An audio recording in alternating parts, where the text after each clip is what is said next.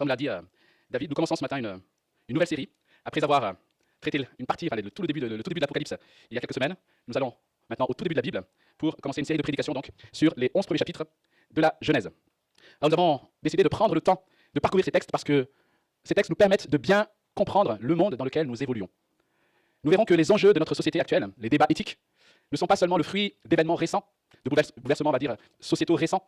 En fait, ils prennent leurs origines bien loin, déjà dès les premiers hommes. Et ce matin, nous allons parcourir donc, le chapitre 1, les versets 1 à 25. Genèse, chapitre 1, versets 1 à 25. Alors c'est facile à trouver dans la Bible, parce que c'est les premiers textes de la Bible. Ce n'est pas la préface, c'est un peu après. Genèse 1, versets 1 à 25. Au commencement, Dieu créa le ciel et la terre. La terre n'était que chaos et vide. Il y avait des ténèbres à la surface de l'abîme, et l'Esprit de Dieu planait au-dessus de l'eau. Dieu dit qu'il y ait de la lumière, et il y eut de la lumière. Dieu vit que la lumière était bonne, et il sépara la lumière des ténèbres. Dieu appela la lumière jour, et les ténèbres nuit. Il y eut un soir, et il y eut un matin. Ce fut le premier jour. Dieu dit qu'il y ait une étendue entre les eaux pour les séparer les unes des autres. Dieu fit l'étendue et sépara ainsi l'eau qui est au-dessus de l'étendue de celle qui est au-dessus. Cela se passa ainsi. Dieu appela l'étendue ciel, il y eut un soir, et il y eut un matin. Ce fut le deuxième jour. Dieu dit que les eaux qui sont au-dessous du ciel se rassemblent à un seul endroit, et que le sec apparaisse. Et cela se passa ainsi. Dieu appela le sec terre, et la masse des eaux mers. Dieu vit que c'était bon. Puis Dieu dit que la terre produise de la verdure, de l'herbe à graines, des arbres fruitiers qui donnent du fruit selon leur espèce, et qui contiennent leurs semences sur la terre. Et cela se passa ainsi. La terre produisit de la verdure, de l'herbe à graines selon son espèce, et des arbres qui donnent du fruit et qui contiennent leurs semences selon leur espèce. Dieu vit que c'était bon. Il y eut un soir, et il y eut un matin. Ce fut le troisième jour. Dieu dit qu'il y ait des luminaires dans l'étendue du ciel, pour séparer le jour de la nuit. Ils serviront de signes pour marquer les époques, les jours et les années, ainsi que de luminaires dans l'étendue du ciel pour éclairer la terre. Et cela se passa ainsi. Dieu fit les deux grands luminaires, le plus grand pour présider au jour et le plus petit pour présider à la nuit. Il fit aussi les étoiles. Dieu les plaça dans l'étendue du ciel pour éclairer la terre, pour dominer sur le jour et la nuit, et pour séparer la lumière des ténèbres. Dieu vit que c'était bon. Il y eut un soir, et il y eut un matin. Ce fut le quatrième jour. Dieu dit que l'eau pullule d'animaux vivants, et que des oiseaux volent dans le ciel au-dessus de la terre. Dieu créa les grands poissons et tous les animaux vivants capables de se déplacer. L'eau en pullula selon leur espèce. Il créa aussi tous les oiseaux selon leur espèce. Dieu vit que c'était bon. Et il les bénit en disant, reproduisez-vous, devenez nombreux, et remplissez les mers, et que les oiseaux se multiplient sur la terre. Il y eut un soir, et il y eut un matin. Ce fut le cinquième jour. Dieu dit que la terre produise des animaux vivants selon leur espèce, du bétail, des reptiles et des animaux terrestres selon leur espèce. Et cela se passa ainsi. Dieu fit les animaux terrestres selon leur espèce, le bétail selon son espèce, et tous les reptiles de la terre selon leur espèce. Dieu vit que c'était bon. Jusqu'ici dans la lecture, la parole de Dieu. On s'arrête au milieu du sixième jour, et ça peut être un peu frustrant, mais nous continuerons pour ceux qui sont là. Donc, dimanche prochain, la suite de ce récit. Alors, on organise parfois dans les églises ce qu'on appelle des groupes découvertes de la Bible. Ces groupes sont adressés notamment à ceux qui veulent découvrir un peu plus la foi chrétienne et qui veulent comprendre un peu mieux quel est le message de la Bible. Et il y a différentes sortes de parcours. Et parmi ces parcours, il y en a un qui consiste à faire le survol de la Bible, donc de la Genèse jusqu'à l'Apocalypse, en essayant de comprendre quel est le fil rouge de la Bible. Et je me souviens la première fois que j'ai dû préparer ce genre de parcours, je redoutais ce texte. Je redoutais de devoir commencer par ces premiers chapitres, notamment face à des personnes qui ne connaissent rien de la Bible, qui sont bien rationnelles, parfois des scientifiques, j'ai dû faire ça devant des historiens, des scientifiques, et j'avais peur d'aborder ces chapitres. J'avais peur que ce soit trop abrupt, qu'on rentre un peu trop vite dans le vif du sujet, et que cela fasse fuir les sceptiques. Et c'est peut-être ce que vous vous dites ce matin. Même en tant que chrétien, on a parfois un peu du mal avec ce texte. Et ce n'est pas le genre de texte qu'on va conseiller à celui qui voudrait lire la Bible pour la première fois. Vous avez remarqué? On ne lui dit jamais lorsqu'on entend la Bible, lorsqu'on offre la Bible, écoute, commence par le commencement. C'est ce qu'on dit avec tous les livres. Bizarrement, avec la Bible, on dit, écoute, commence. Non, commence un peu plus loin. On ne peut pas nier, en effet, les difficultés qu'on peut rencontrer dans la lecture et l'étude de ces textes. Même pour les chrétiens qui croient que la Bible est inspirée de Dieu, qu'elle est vérité et qu'elle fait autorité, et j'espère que c'est votre cas ce matin, ces textes posent problème. Ils restent difficiles. Comment comprendre qu'au verset 3 et 4, il est question de lumière et de ténèbres, qu'il est question de matin et de soir, et que les luminaires qui séparent le jour et la nuit ne sont créés qu'au quatrième jour, au verset 14. Alors, bien sûr, il y a des explications ici ou là sur ça, mais il faut reconnaître que ça représente une difficulté. Certains chrétiens sont convaincus qu'un véritable chrétien, qui prend la parole de Dieu au sérieux, qui lit ces textes de façon responsable et honnête, devrait arriver à la conclusion que la Terre ne date pas de plus de 6000 ans. D'autres chrétiens pensent que ces textes sont compatibles avec des âges plus tardifs, en disant que les jours dont il est question ici représentent des périodes. D'autres encore voient entre le verset 1 et 2 ce qu'on appelle un trou, qui n'est pas rapporté. Des événements, par exemple, qui auraient pu conduire à la chute des anges, dont Satan, et qui a produit un chaos que nous retrouvons donc au verset 2. D'autres enfin pensent que Genèse 1 devrait conduire à une interprétation littéraire et non littérale. Donc nous avons ici un genre littéraire, un style littéraire, donc une composition littéraire. et qui met l'accent sur le sens de la création plutôt qu'une description littérale de la manière dont Dieu a créé les choses. Et à cet effet, on peut remarquer qu'au verset 2, il est question de chaos et de vide.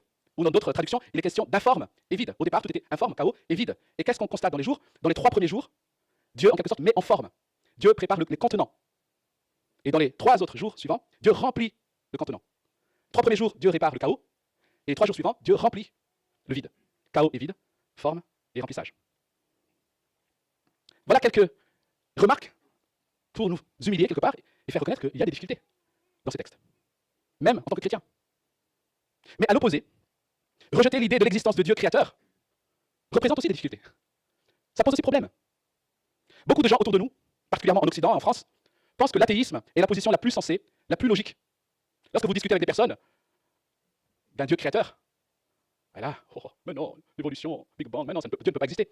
Et là, tout de suite, ils se croient intelligents en affirmant de telles choses. Et souvent, ces personnes-là ignorent qu'une telle position, là je parle d'un vrai athéisme, qui affirmerait que tout ne serait que matière, espace et temps. Une telle position est en réalité bien difficile à tenir. Et affirmer cela n'est pas de la science, c'est de la philosophie. Donc ceux qui vous disent cela sur la base de la science, en réalité ne se basent pas sur la science, ils se basent sur la philosophie.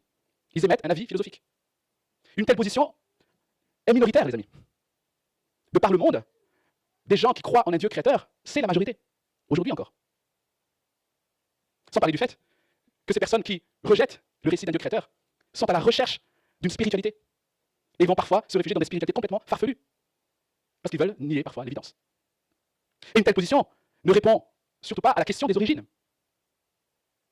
Car même si on s'accorde sur le fait que la vie est apparue suite au Big Bang, on ne peut toujours pas expliquer, et la science ne cherche pas à le faire, d'où vient le Big Bang? D'où vient cette quantité d'énergie phénoménale nécessaire pour que le Big Bang ait lieu? D'où ça vient? Vous voyez? Affirmer qu'il n'existe rien, à part l'espace, le temps et la matière, pose problème.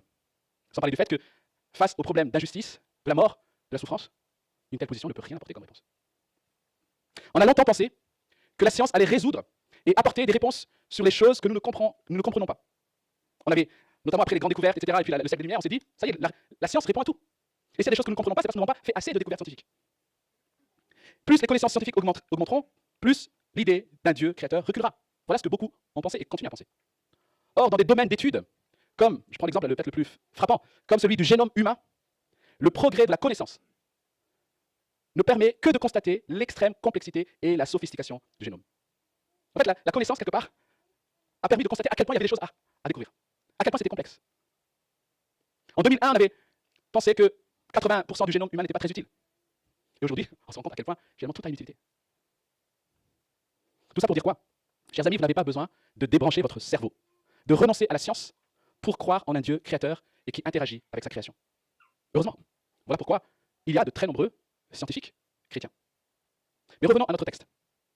Après tout ce que j'ai dit, si vous lisez ces chapitres en pensant qu'ils ont comme but de nous expliquer de façon détaillée et précise comment, de quelle manière le monde est apparu, alors vous allez être frustrés.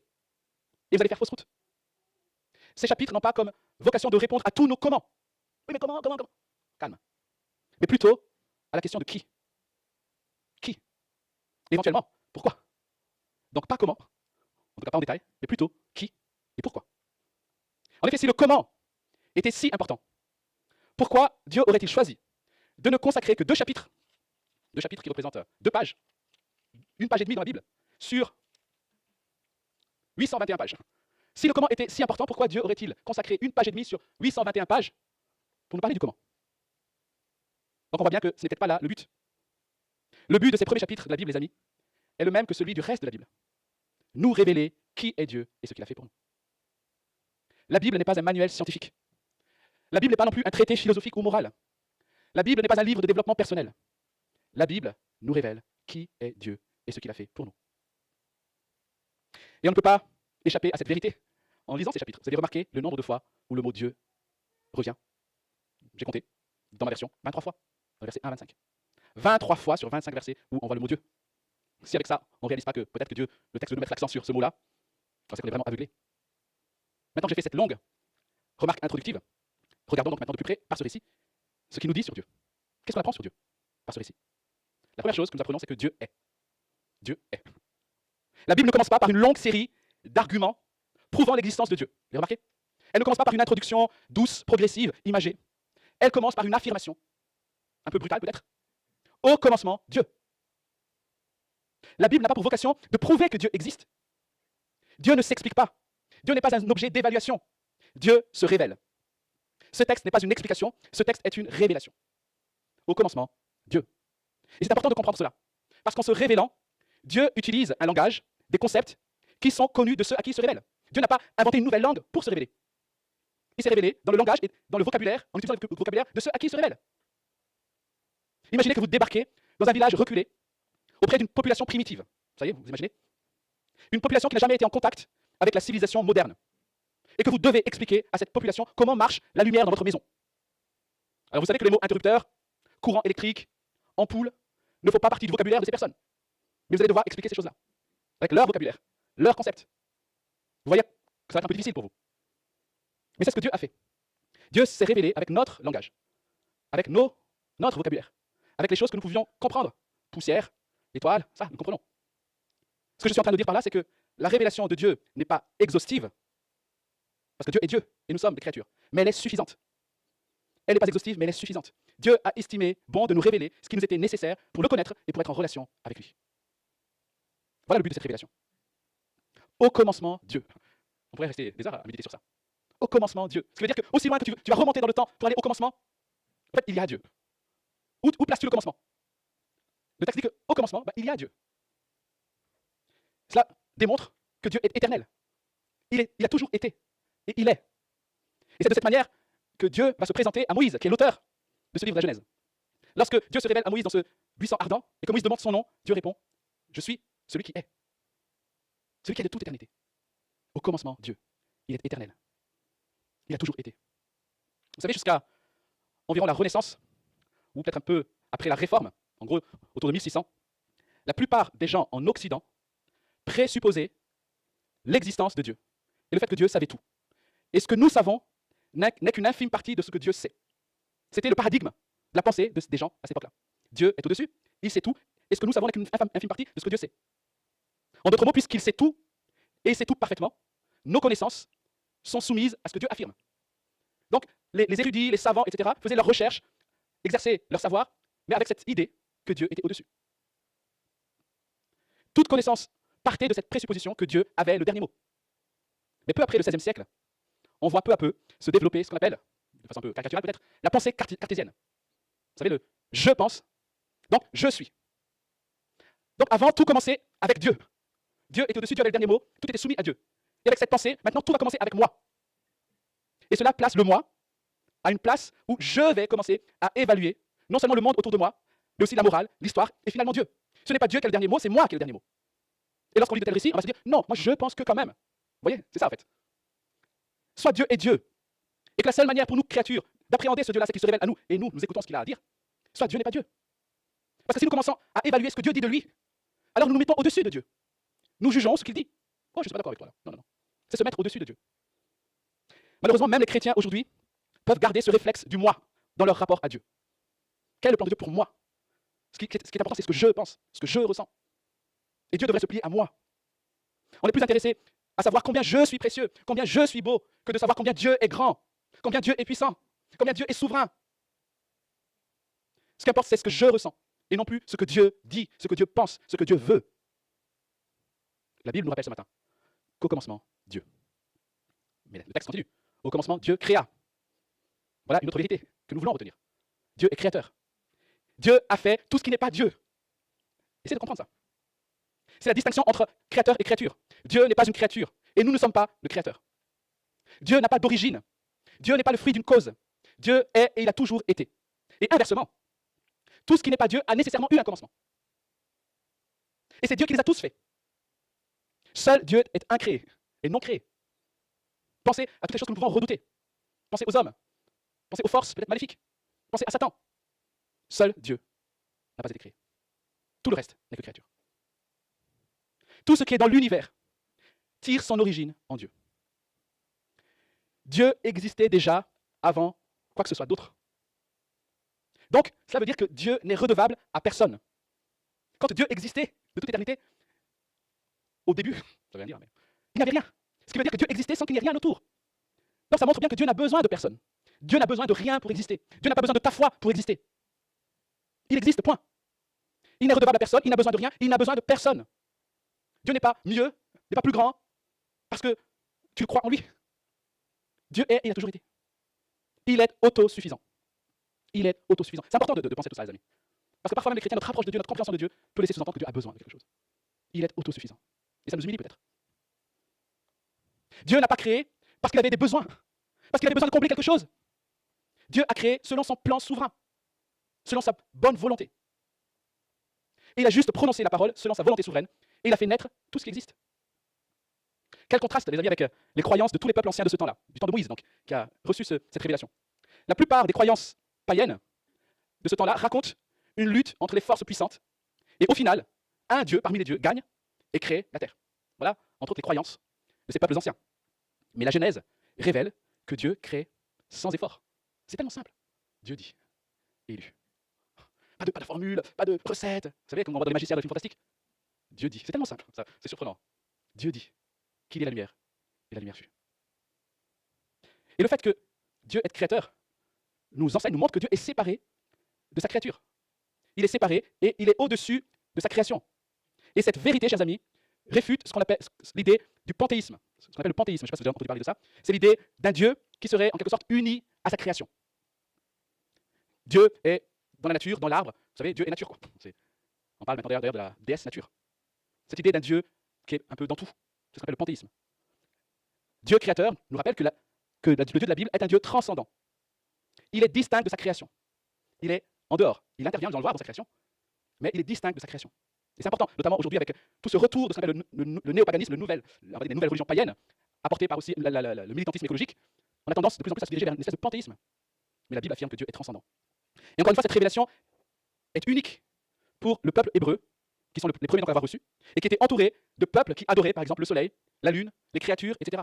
Or ici, Dieu se révèle en disant que c'est lui qui a créé tout cela. C'est lui qui a placé tous ces luminaires. Donc il est au-dessus de tout ce que les peuples autour adoraient comme Dieu. Et la fierté de ce peuple. Notre Dieu est au-dessus de tous ces dieux. Il en est le créateur. Dieu est, Dieu crée et Dieu parle. C'est un Dieu personnel. Dieu parle pour créer. Vous l'avez vu? Il dit, et la lumière fut. Il parle aux hommes. Nous allons le voir dimanche prochain. Dieu voit. Dieu porte des jugements sur ce qu'il fait. On voit donc que Dieu n'est pas, le Dieu de la Bible n'est pas un Dieu qui serait un être mouvant, un peu abstrait, ou un concept, un esprit difficile à définir, une expérience mystique. Le Dieu de la Bible n'est pas tout ça, les amis. Le Dieu de la Bible est un Dieu qui parle, c'est un Dieu personnel. Quand on dit que c'est un Dieu personnel, c'est l'idée d'un Dieu qui a une personnalité. Il se présente, il se révèle avec un langage que les hommes peuvent comprendre. Le Dieu de la Bible est un Dieu personnel qui interagit avec sa création. Et cette vérité réfute ce qu'on appelle l'idée de ce qu'on appelle le déisme. Le déisme, c'est l'idée d'un Dieu qui serait éventuellement le grand horloger, éventuellement créateur du monde, mais qui, après avoir créé le monde, se retire et laisse le monde suivre son cours, sans interagir avec sa création. Ou alors, il va interagir, mais de temps en temps. Ça, c'est le déisme. Je parle du panthéisme, je parle du déisme, parce que ce sont des choses qui reviennent, les amis.